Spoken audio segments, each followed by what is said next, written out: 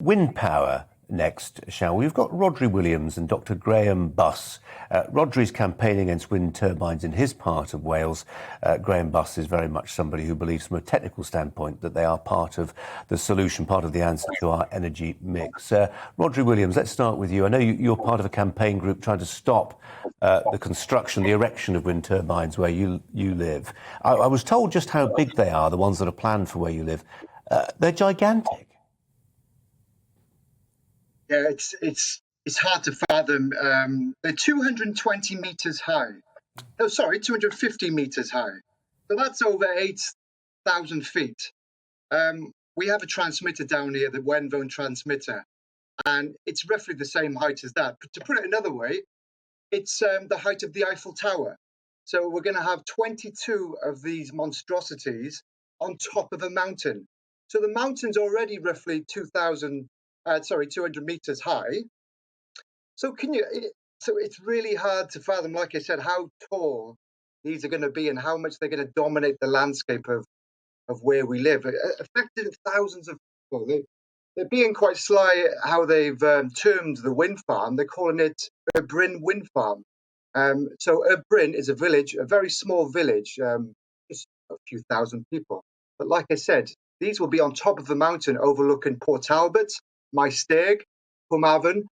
The reach is going to be huge. You'll see them from Devon even across the channel. Sorry, I'm going on a bit about that. You've painted a vivid picture of just how they will dominate the landscape there. But Dr Grahame Buss, as a former principal scientist at Shell, a scientist of a very considerable standing, the objections, I suppose, that Rhodri's putting forth there, they're aesthetic ones, aren't they? That's not to say they don't count, and people have strong local objections, but they're objections to how the thing looks, not to how the thing works. Well, the 2 points I think you could make here. The first one is, I know Rhodri's also commented on the hazard that was like, he was one of the things that they were worrying about was that it might fall over. So I think I used to work in a major hazard explosion group when I was in Shell for a few years, and I can tell you, oil is a much greater hazard than green energy is. But if we tend to think of that happening hundreds of miles offshore, don't we? We do it. What about Bunsford? Remember Bunsford? Nearly 50 people very seriously injured by a major explosion. The turbines are a lot safer. The other thing about beauty, of course, I understand that position, and you know I'm from Just Stop Oil. We want to see an end to licensing of oil projects in the UK. And that's because of climate change, of course. And climate change will ravish our countryside. If Rhodri's worried about the way the countryside looks, the way his environment looks, climate change is going to destroy it. More concern on that's just one reason. I could go on and on, but it's hard to deny that that's going to have a huge impact visually. That is a big reason, but it's one of many, which I can talk about if you like. But, Well, I'll tell you what I do want to talk about, Grahame Buss, if it's possible, just to incline this conversation to today's events with the spring statement. And solar power got a boost today from the Chancellor, didn't it? The idea of no VAT on solar panels. Yes, it did. I think these are excellent suggestions. If you think about the cost of renewables are far cheaper than oil and gas-based electricity. So before the Ukrainian war, before that, renewables were half the price of electricity made from gas. Now they're 4 times smaller than the cost of electricity made from gas. So it makes absolute sense to move out of these products and move into renewables. Graham, I'm sorry, we're running a bit short of time, but I'm going to try and make a point that I suspect Rhodri would make to you, and that is that when it comes to the carbon offsetting value of wind power, these things don't erect themselves. There's a lot of material that goes into them. And of course, the bigger question is that the wind doesn't always blow. That remains the hardy perennial question for people like you, doesn't it? There's still a significant benefit, net benefit. Even once you've built all these facilities, there's a significant carbon benefit. There are countless ways in which we can address questions of having enough all the time. I completely understand that position. Storage is one thing, but there's also things like demand management and installation.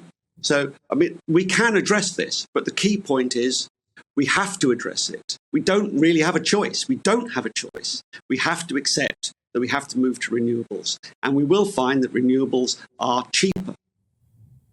Rhodri, when you look at the emails that are coming in from people who are part of your campaign group there, I mean, there's such a range of objections that include things like the wind turbine blades being a hazard for wildlife and chopping birds to pieces and all the rest of it. But when it comes to the times that we are living through right now, next month you'll see the ceiling, the cap that's put on electricity bills raised. Whether it's in North Wales where you are, whether it's in other parts of the UK, people listening to the spring statement today, what they care about is paying that little bit less for their fuel bills. And if that comes from wind, then que sera, sera. So I live in South Wales, and this wind farm is going to be the tallest onshore wind farm in the UK, one of them anyway. But let me just put, we don't need onshore wind turbines. We're not against renewable energy. The same turbine offshore will produce 50% more energy than any turbine offshore. So let that sink in for a while. So we can build them a lot higher offshore. We can generate more power from them offshore, which is what's happening. We haven't got a huge issue against offshore wind turbines. For living in Wales, we wish that the profits from the Crown estate would devolve to Wales, but that's another debate altogether, like they are in Scotland. That really is another debate. Can I just put it? Sorry. Yeah, go People on. might accuse us of being NIMBYs. That comes up all the time, or not in our backyard. But guess how many wind turbines we have in this area in the South Wales Valley? We have over 200 wind turbines in this small area. We have UK's largest onshore wind turbine, Pennycymoedd, with 72 turbines. That's only 20 minutes away from where we live, and they want to put an extra 22 in this area. It's unbelievable, the cheek of it.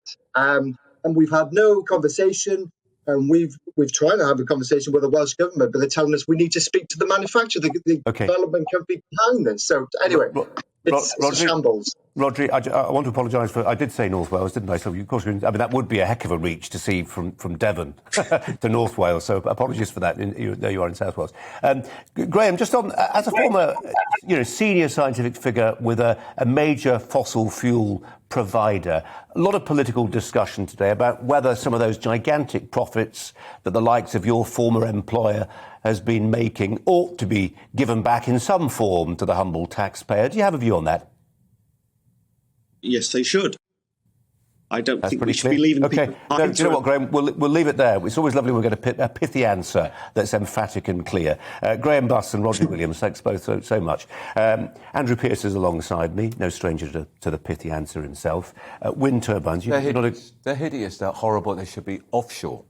And we should also utilise waves because we're an island. Get on with it. Why don't we do that? I've never understood it. The bottom line is today we're talking about the spring statement, and energy is absolutely front and centre of your paper's coverage tomorrow in the Daily Mail, and there'll be a lot of people reflecting on whether the petrol duties come down by 5p in your local petrol station. That's the immediate crisis, isn't it? Not whether somebody's got a long-term view to put some wind turbines up. But also on these wind turbines, was it last year? The least windy year in 40 years. So these wretched things, which are hideous anyway, weren't even working for much of the year. That's the problem. And when they work flat out, there's no way to harness the excess either. So they're not even very efficient, in my view.